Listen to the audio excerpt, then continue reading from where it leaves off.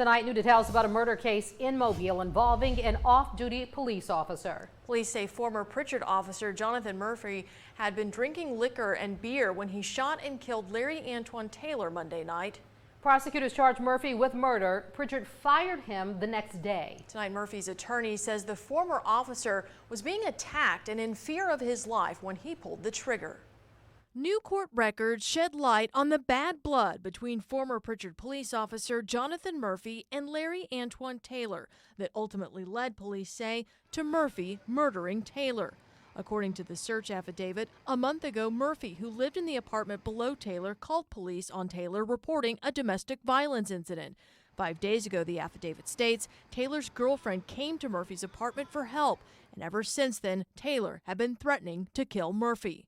Threats about you're keeping my girlfriend up in there, you're messing with her, like just jealous, crazy talk, and no basis in fact. Jail records show Taylor has a history of assault and domestic violence charges. The affidavit states Monday night it was Murphy who'd been drinking beer in Crown Royal who went to Taylor's apartment threatening to beat him up. One witness described seeing Murphy slam Taylor's head on the concrete and put him in a chokehold until he passed out. Murphy's attorney says Taylor was the aggressor. He came up and busted his head open, hitting him right outside his apartment. In Murphy's jail booking photo, you see a bandage on his head.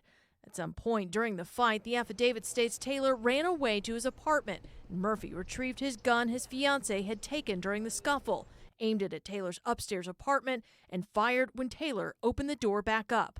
Somebody yelled out, "He's got a gun." The officer thought that the victim had a gun. The victim was attempting to exit his apartment when he was shot 2 to 3 times by the defendant. The victim was completely unarmed at the time that he was shot. Taylor's family believes Murphy had no right to shoot. My child went in his house like a man, and he gonna stand at the foot of my child's apartment and aim up there, and he's in his apartment and kill it. Is that right? Is that right for him to do that?